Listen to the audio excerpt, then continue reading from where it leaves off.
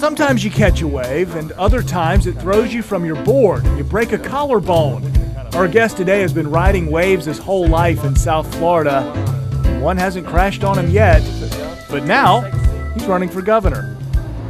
All right, and today's spot on Open Tab is South Kitchen. We're in Avondale right now. Great place, get some Southern soul food, country cooking, pretty good stuff. And our candidate is Philip Levine, former mayor of Miami Beach, ready to be governor of Florida. He's a Democrat. This is Open Tab.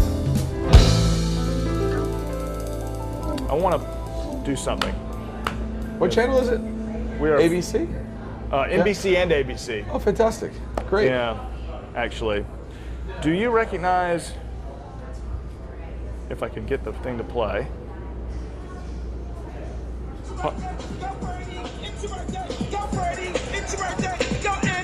You recognize that? Oh, yeah, look at Luke. Yeah, that's Luke. your guy. Luke. It's Uncle Luke. It's Uncle Luke. How's that feel? Feels you get all fantastic. kind of interesting endorsements. We got, we I'm got gonna have a to lot. play a lot more of that in the thing. This thing, man, has been playing so good. And I had I a gotta whole, get like, one of those. I had I a gotta whole get one of walk-up those. music Yeah. out for you. Now I'm disappointed. Yeah. Uncle Luke, how's it feel? Which You got part? all kind of interesting endorsements. I mean, you've Yeah, got you know, Parkland it's different. survivors, you've got all kinds of people, but now I Uncle think it's Luke different. comes You know out. why? Because you know what it is? I just didn't fall off a turnip truck yesterday and live my entire life in government. Right. You know, I mean, for me, my life's a little different. You know, as you know, I started from nothing, and I worked on a cruise ship, and with $500, I built a company in the cruise ship industry and the media industry. Sure. And was able to sell it, and then became a two-term mayor. And I think when people get to know you, and they know you from all aspects of life, not just because you're like in government or something like that, they get to know who you really are. And I'm honored to have a lot of these fun, great people come out and support me. Open Tab, this show, is about the things we can't Google. Sure. Anybody out there can find, I mean, you got a great website. I've seen it, it's very clean. I can find every single one of your stances on everything right there, and it's great. And so can everybody at home. But the point, I want to understand necessarily, Sure. I don't know if I can really Google and find out exactly what is an in-cabin magazine that you did with $500 in your pocket, and then you made an empire. I'll tell you what it is. Yeah. I'll tell you what it is. Basically, people go on cruise ships, and they go on cruise ships. They want to go shopping in the islands. Sure. They want to go on shirskers. They want to do all these great things. Sure. And they don't know how to get to them, and they don't know what the information is. How do I find out where I should go, what I should do? And I took a job on a little company's ship called Royal Caribbean. Right. And on Royal Caribbean, they gave me an opportunity, and I realized that there was an opportunity to inform people about what to do. Sure. And cruising was just getting going, and now it's exploded, as you can imagine. Everybody loves cruising. Right. So we began this in-cabin magazine business, but it's very similar to the in-flight magazine business. So it was the same concept you have on airplanes, but now we have on cruise ships. And then we expanded it because people didn't just want a magazine; they wanted to listen to somebody. They wanted to hear somebody. So I went out and started this cute little business where we put live lecturers on board the ship to tell people where to go, what to do, and they became truly like live concierges. And the people I mostly hired were folks like yourself. Interesting. I would hire TV broadcasters. I would hire DJs. I would hire people that could speak to people, and that's what we did and trained them. That's fascinating. So the element, and forgive me, but I'm going to compare you to somebody. Sure. Because you've got the Massachusetts background. Yep. So does Jeff Green, Sure, who's from sure. down in your part of the state. Yep. Right? And he built himself up. His father passed away, and I've seen the ads, and making a big deal of building yourself up from nothing. And now he might add an extra zero to your net worth. I mean, no offense, because with the billions versus 100 millions, but still, how do you differentiate yourself? It's a big difference. Tell me. I'll tell you the big between difference. Jeff. You know what it is, though? Listen, I've been in public service for about 7 years now. I think that if I hadn't gone into public service, I may have added some more zeros to the last of my name. But but I decided to help people and became a two-term mayor. And you know what's funny is that in politics today, it's this cute little industry where you get to tell people what you're going to do. But the problem is we don't ask people what have they actually done. Right. And as a former two-term mayor, I have done so many of the things that I want to do in Florida. Like, for example, everyone talks about raising the minimum living wage. I've actually raised the minimum living wage in Miami Beach. We passed the ordinance to do it. People talk about fighting climate change and sea level rise. Right. I became the poster child for a mayor that fought back and had great success. Or people talk about, they're going to fight Donald Trump. I know my opponent, Jeff, you see him there in that commercial where he's got a bus now. He's at his country club, and he's passing the Grey Poupon across the table. Sure. Donald. Right. And he doesn't want to release those tapes. But bottom line, he's never fought Donald Trump. He's Donald Trump's friend. Yeah. I spent a year and a half of my life fighting Donald Trump on the streets and being the #1 surrogate on television for Hillary Clinton. I mean, literally, you name it, Fox, ABC, CNN, NBC, I was out there for a year and a half because I felt she was the right person as opposed to Donald. I wasn't out there playing footsies with Donald. I was out there fighting against Donald, and I fought against Rick Scott. So when you compare the two, you have somebody that's actually done the things he says he wants to do, and someone like myself. That's what I've done. Thank you so much. So are you going to eat? I'm ordering a little something. Good. I'm going to fix you if you don't mind. I think we ordered it.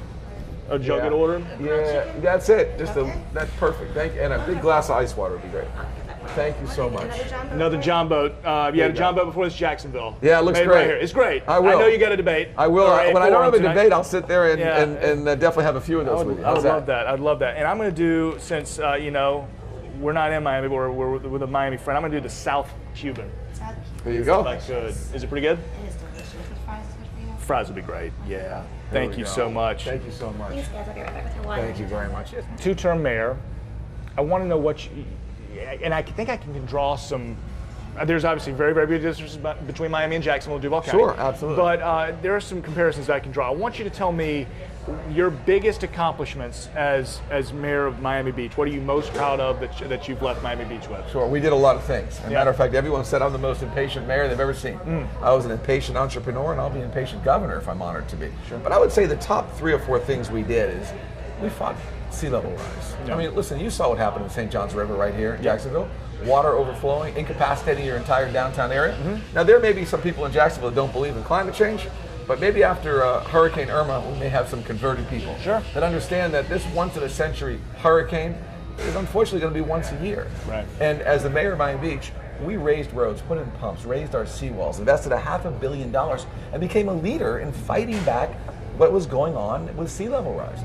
And I believe with 80% of our coast exposed in Florida, you need a governor that's actually done it and will do it again, and I've done it. Because let me explain how it works. The minute that the insurance companies and the finance companies see that we're not investing in resiliency, that's the minute they stop insuring and they stop financing. Sure. And then you go into a death spiral. Right. So as mayor, we did it. I would say number 2, truly I inherited thank you so much. Thank you, ma'am.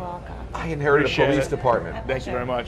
And the police department where the tail was wagging the dog. Okay. Where before I became mayor, an African-American male was shot over 100 and something times in his car during Memorial Day weekend. And I said, if I become mayor, I'm going to reform the police department. And I didn't just talk about it. I won the election and I did it. And I can tell you, when you go out and say that, the one endorsement you don't get is the police endorsement. Right. But I won, and I brought in Dan Oates, an amazing chief out of Aurora, Colorado during the horrible Batman shooting at the theater. Yeah. And then we brought in another person by the name of Loretta Hill, an African-American woman, and we made her the deputy chief, the highest ranking African-American and woman in the history of our entire police department. And then we started changing our majors, changed our captains. We put cameras on our police before Ferguson, and we changed the entire protocol use of deadly force. Okay. So I got to tell you, that was a big accomplishment, because everyone said, don't mess with them, you can't change them. And I said, I'm going to do it. I have no fear, and we did it, and it's in a continuing process. That's what this is. Do you believe, because the joke is, you've got Florida's 2 states, and you could even look at 3 or 4, but I-4 kind of separates. Do you see it like that at all? No, not at all. No? So we have 14 offices across the entire state of Florida. No other campaign's done what we've done. Sure. Some campaigns are calling us the Starbucks of campaigning. Okay. Because we have an office everywhere. And everywhere I go, Floridians want the same thing. And I'll give you an example. I have not met the Floridian that says yet that they want dirty water. They all want clean water. Right. I've not met the Floridian yet who says that they want to underpay teachers more, that they really don't want to invest in education. I haven't met that Floridian. They all understand that we need to invest in education. Sure. I haven't met the Floridian yet that loves sitting in traffic, that doesn't want public transportation. All Floridians want public transportation. Or I haven't met the Floridian yet that truly says that let's make our emergency rooms our healthcare program. I think most Floridians realize that everyone needs to have healthcare. So the reason I'm saying this to you is that we're not that divided. Floridians all want the same thing. They do. They really want to move forward.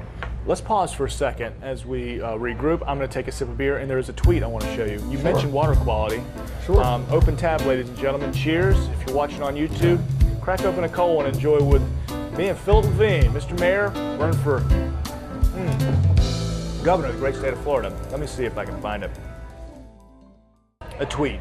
And this is from my FWC. So state agency out there, their job is to watch red tide. What we've got going on in Lake Okeechobee, what we've got going on in St. Johns River, because we get algae blooms here, and that's pouring out into our beaches, and it is killing real estate. It is killing tourism. I mean, honestly, you can't go to the beach without, it just stinks, smells like hell. Horrible. And frankly, you can get sick from it. And I think across both sides of the aisle hate it, okay? But it's how to deal with it. So FWC said red tide is a naturally occurring microscopic algae that has been documented along Florida's coast since 1840s, okay? And occurs nearly every single year. So I think that's what maybe a couple of your opponents on the other side of the aisle would say this is naturally occurring. We've got to figure out how to mitigate it through certain things. But so let me answer that question. Please. Okay, let me tell you what's not naturally occurring. The blue-green algae that's spewing out of Lake Okeechobee, that's going to Fort Myers and going to Stewart. That's not naturally occurring. We understand why that's happening. That's happening because they're putting in nutrients into the water. It's coming from the north. It's coming from various agricultural industries. And we also know what's not naturally occurring as a governor who for 8 years has neglected to fix that problem. Now, I become a mayor, and in my first year, the one thing I didn't do was nothing. As a matter of fact, I always say that I didn't get swept into office. I kind of got floated into office. I made international headlines for a mayor that's raising roads, putting in pumps, fighting back. And I never said that I wrote the book on how to be a mayor of a city experiencing sea level rise, but I learned pretty quick. And the one thing I did, the same way our country did during World War II, when 2/3 of our fleet was annihilated in Pearl Harbor, I didn't sit there and come up with excuses. I just took action and moved forward. We've had 8 years of a governor who every summer he dreads it, but he does nothing about it. If I'm governor, we will fix that problem. Well, give me some examples of what we're going to do. We're going to change the water management boards. We're not going to have cronies of the governor. We're going to have environmentalists, ecologists, scientists, folks that actually know what we should do and how we should manage our water. We're going to invest in water treatment facilities. That should have been happened 8-10 years ago so we can treat the water. We're going to have the right regulations that if you want to put these type of nutrients in the water and destroy everyone else's lifestyle, you're going to pay for it, okay? And we're going to make sure that we build that reservoir to the south. So yes, the red tide along the coast, is it possibly some of it is clearly naturally occurring? Okay. But naturally occurring what? In an environment of climate change, the heating of the planet, when you have a state that doesn't want to take action, doesn't want to follow the Paris Climate Change Accords, a president and a governor who are BFFs, okay? And a guy that took us out of these climate change accords, if I'm governor, we will voluntarily comply with these Paris Climate Change Accords because whether it's naturally occurring or not, it's Houston, we got ourselves a problem, and we should take action. You have a great ad that, and the reason I say it's great is because the visceral reaction it brings from me. It airs in my morning show right around breakfast time every day, and I see it all the time. It's you, and you got a big old one of these mason jar full of some crud. Oh, how many? So this big thing plops out, and people are asking like, man, how? And it was a two-shot. How many times did it take you to film that, to where you got that one perfect piece of thing that falls? I'm like, literally, it is so thick, it's so clunky, and that's the blue algae you're talking about. That looks like it's the most disgusting kale, smoothie you ever bought in your life, okay? And when you smell this stuff, it's disgusting and it makes you sick for a while. And what it did is you got elbow deep in it. Oh, I got deep, But it brought me close to understanding that if I was the governor, I couldn't sleep at night unless I was fixing that problem. And by the way, I'd die trying, okay? I wouldn't be making up excuses. Give me your most Florida man. So you've seen the Florida man tweets, right? People have asked me, what's your wildlife experience? Because at Florida Man, generally speaking, you've had a run-in with a water moccasin in your kitchen. You've got a big alligator on your front porch. Have you had any wildlife experience in Miami Beach? By the way, let me tell you something. I think my greatest wildlife experience in my house would be the possum. That ran into my living room. And by the way, my two boxer dogs, I have boxers. I have never seen them more excited in their life. They've jumped out of their fur. And by the way, I was just trying to get the possum out of the house, and they were looking at me like, don't touch the possum, it's ours. Okay. And it was they wanted their chance. Oh my God, it was unbelievable. And then when, of course, the possum ran out, brought out to the backyard, and of course he played possum, rolled over and pretended he was dead. And my dogs ran over, and I was like, he ain't dead. They knew. They knew. Possum. All right. I've heard snakes and alligators, and now the possum. Oh, no question. Right. I didn't know there was possum in Miami Beach. We got everything down Everything's down there. We got everything. We got a lot of gators, that's for sure. And by the way, you get in the water areas, we have so many dolphins, we have manatees, we got everything.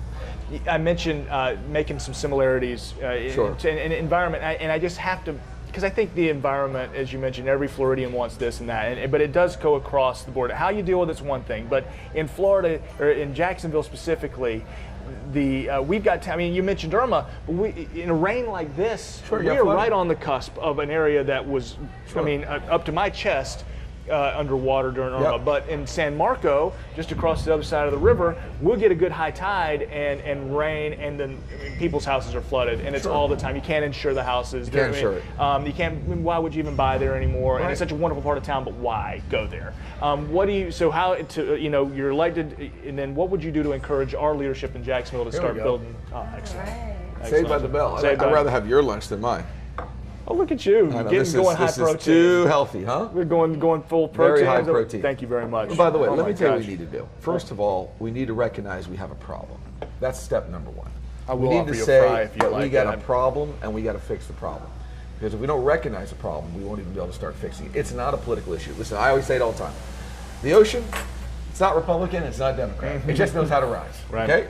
That's number one. Number two, we need to have a chief environmental resiliency officer out of Tallahassee. Highest ranking new position in the state.